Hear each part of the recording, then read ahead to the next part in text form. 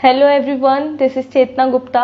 आज की वीडियो में हम एनसीईआरटी एक्सरसाइज 5.1 सॉल्व करेंगे। लास्ट क्लास में हमने क्वेश्चन नंबर 16 पे छोड़ा था। आज की क्लास में हम क्वेश्चन नंबर 17, 18 एंड 19 देखेंगे एंड बाकी रिमेनिंग क्वेश्चन अगेन हम नेक्स्ट वीडियोस में कवर करेंगे। सो स्टार्ट करते हैं with question number 17। So in this question find the relationship between A and B so that the function defined by f is continuous at x equal to 3। So question कह रहा है भाई दो variable हैं a और b, इन दोनों के बीच में कुछ रिलेशनशिप, मतलब रिलेशनशिप का मतलब कुछ इक्वेशन हमें फाइंड आउट करनी है। और गिवन क्या दिया है क्वेश्चन में कि x इक्वल टू 3 जो पॉइंट है वो कंटिन्यूटी का पॉइंट है। ये जो पॉइंट है एक कंटिन्यूअस पॉइंट है, ये गिवन है क्वेश्चन में। सो पहले तो फंक्शन जो भी दिया है उसको नंबर लाइन पे लिख लेते हैं। x इक्वल टू 3 ये पॉइंट है। इससे पहले मेरा फंक्शन क्या था, ax प्लस 1 था। जैसे ही 3 आया मेरा फंक्शन चेंज होके bx प्लस 3 हो गया। ठीक है, इतना समझ आया। अब x equal to 3 is a continuous point, ये गिवन है। इसका मतलब जब हमें गिवन है ये चीज, इसका मतलब क्वेश्चन हमें इनडायरेक्टली कह रहा है कि LHL is equal to RHL is equal to f of 3। मतलब limit x tends to 3 minus x tends to 3 plus जो है वो f ऑफ 3 के इक्वल है। ठीक है, हम फाइंड आउट करेंगे separately LHL, RHL and f of 3 and last में इक्वेट कर देंगे तो हमें a और b की वैल्यू मिल जाएगी। LHL क्या होगा, limit x tends to 3 minus function कौन सा यूज करेंगे, 3 से पहले कौन सा फंक्शन चलता आ रहा है, ax plus 1। This will become 3a plus 1। RHL limit x tends to 3 plus 3 से आगे कौन सा फंक्शन चलता हुआ आ रहा है, bx प्लस 3। सो फंक्शन में x की जगह 3 पुट करेंगे, क्या मिलेगा, 3b plus 3 and f of 3 किस फंक्शन के लिए इक्वल है, ax प्लस 1 के लिए। इसमें 3 पुट करेंगे तो you will get 3a plus 1। तीनों चीज की वैल्यू हमें यहाँ पे मिल गई। ठीक है, यहाँ पे पुट करते हैं 3a plus 1 is equal to 3b plus 3 is equal to 3a plus 1। So 3a plus 1 3a plus 1 सेम है, यहां से तो हमें कुछ नहीं मिलने वाला। तो इन दोनों इक्वेशन से हमें इन दोनों के बीच में रिलेशनशिप मिलेगा। तो ये दोनों सॉल्व करते हैं। 3a minus 3b is equal to 2, 3 common ले लिया मैंने, a minus b equal to 2, a minus b यहां से क्या आ गया 2/3। सो ये हमें इक्वेशन मिल गई और यही रिलेशनशिप है between A and B. So this is the answer for this question. In this question हमें पूछ रहा है कि लैम्डा की ऐसी वैल्यू फाइंड आउट करो कि ये जो मेरा फंक्शन है वो कंटिन्यूअस हो जाए। कहाँ पे, 2 पॉइंट दिए हैं, एक x इक्वल टू 0 पे बोला है एंड x इक्वल टू 1 पे। लैम्डा की वैल्यू फाइंड आउट करनी है कब, कि मेरा ऐसी निकालनी है कि मेरा फंक्शन जो है ना x इक्वल टू 0 पे कंटिन्यूअस हो जाए और x इक्वल टू 1 पे कंटिन्यूअस हो जाए। तो पहले हम x इक्वल टू 0 के लिए सॉल्व करते हैं, देन सेम प्रोसीजर रहेगा सॉल्व करने का x इक्वल टू 1 के लिए भी, right. So x equal to 0 अगर कंटिन्यूअस करना है, ए पॉइंट ए की चीज है, LHL at x tends to 0 is equal to RHL at x tends to 0 is equal to f of 0। ये हमें प्रूफ करना पड़ेगा। ठीक है, नंबर लाइन बना लेते हैं। नंबर लाइन बनेगी 0 पे। 0 से पहले फंक्शन कौन सा चलता हुआ आ रहा है, lambda x square minus 2x। 0 आने के बाद फंक्शन क्या चेंज हो गया, 4x प्लस 1। नंबर लाइन बन गई, क्वेश्चन इजी हो गया सॉल्व करने के लिए। अब फाइंड आउट करते हैं separately LHL and RHL। Limit x tends to 0 minus f of x। 0 से पहले कौन सा फंक्शन चलता आ रहा है, lambda x square minus 2x। 0 आ जाएगा आंसर। RHL के लिए x टेंड्स टू 0 प्लस 0 के बाद कौन सा फंक्शन चलता हुआ आ रहा है, 4x प्लस 1, 0 पुट करेंगे 1 आएगा। एक चीज यहां पे देखो कि 0 और 1, LHL is not equal to RHL। ठीक है, जब LHL is not equal to RHL तो हमें आगे सॉल्व करने की जरूरत नहीं है, क्योंकि इस पॉइंट पे x इक्वल टू 0 पे लिमिट नहीं एग्जिस्ट कर रही है। तो इसका मतलब क्या है कि लैम्डा की कोई भी वैल्यू हो, कोई भी एनी वैल्यू ऑफ लैम्डा, जो पॉइंट है हमारा x इक्वल टू 0, वो कभी भी कंटिन्यूअस नहीं होने वाला है। तो हमारा आंसर क्या है, नो वैल्यू ऑफ लैम्डा। और चीज पूछ रहा था क्वेश्चन, भाई x इक्वल टू 1 पे भी हमें ये चीज करनी है। Again for x equal to 1 क्या होगा, अगर x इक्वल टू 1 पे same LHL x tends to 1 is equal to RHL x tends to 1 is equal to f of 1। तो सेपरेटली फिर से फाइंड आउट करते हैं। Limit x tends to 1 minus 1 से पहले कौन सा फंक्शन चलता हुआ आ रहा है, 1 से पहले तो 4x प्लस 1। यहाँ पे ध्यान रखने वाली बात क्या है कि जो फंक्शन हमने ये जो फंक्शन बनाया वो 0 पे बनाया है, यहाँ पे कहीं 1 होगा। और जब हम LHL and RHL find out करते हैं तो हम बिल्कुल just neighbourhood, x tends to 1 minus मतलब बिल्कुल नेबरहुड पे, यहाँ पे नहीं हो सकता वो पॉइंट, नेबरहुड में तो यही होगा। तो हम 4x प्लस 1 के लिए ही चेक करेंगे, इधर 1 रखेंगे तो आंसर क्या आएगा 5। एंड RHL 1 से ज्यादा तो हमेशा 4x प्लस 1 ही होने वाला है, तो दिस विल ऑल्सो बिकम 5। तो लिमिट तो एग्जिस्ट कर रही है, पॉसिबिलिटी है कि लैम्डा की हमें कोई वैल्यू मिलेगी, पॉसिबिलिटी है। तो f ऑफ 1 क्या होगा, 4x प्लस 1 में 1 रखेंगे, this will become 5। Now dependency तो कोई आई नहीं, ये पता चल गया कि x इक्वल टू 1 जो है पॉइंट है, fx इस फंक्शन के लिए x इक्वल टू 1 पॉइंट जो है वो कंटिन्यूस है।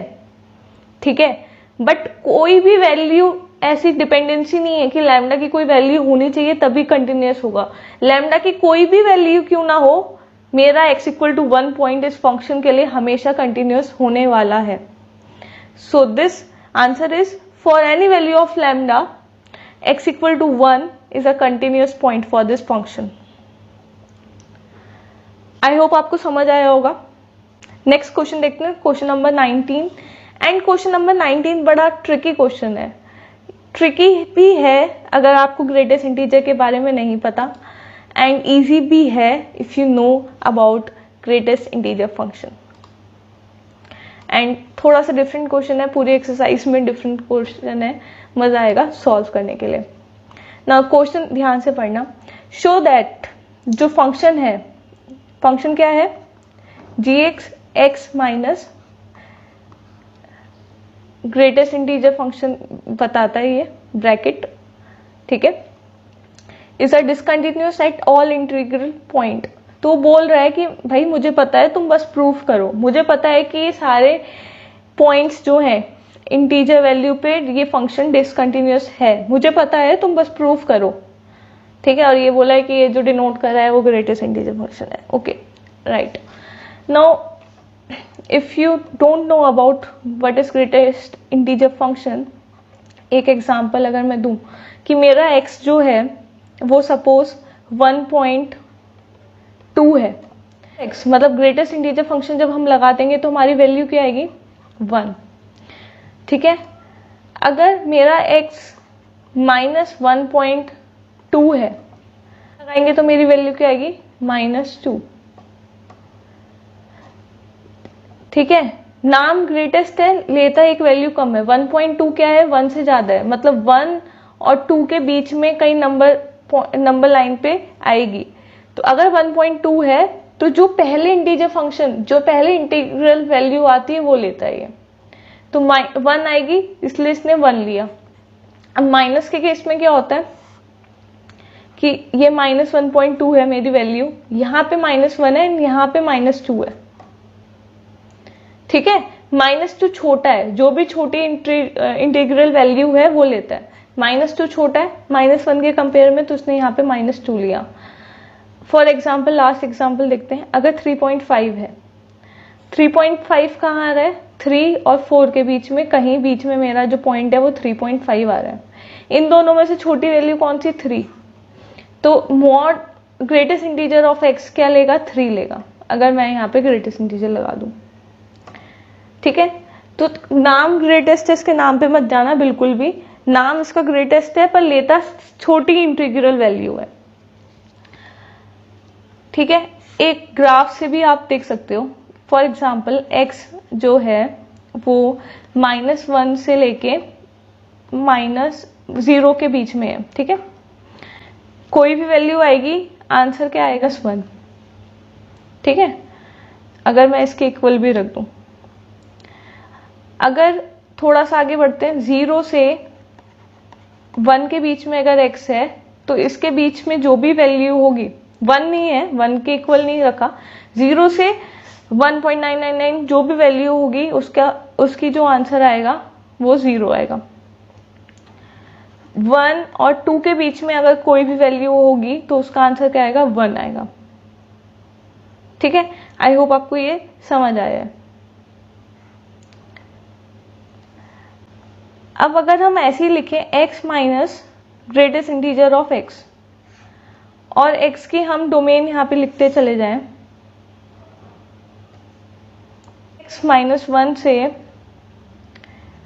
0 के बीच में है, तो x कुछ भी है, ये कितना होगा? -1 होगा मॉड ऑफ x, तो दिस विल बिकम x + 1। तो यहाँ पे जो आएगा वैल्यू x + 1 होगी। सॉरी, 0 और 1 के बीच में है तो मॉड x हमेशा क्या लेगा? 0 लेगा, तो दिस इज x - 0। तो हम क्या लिख सकते हैं इसको? x।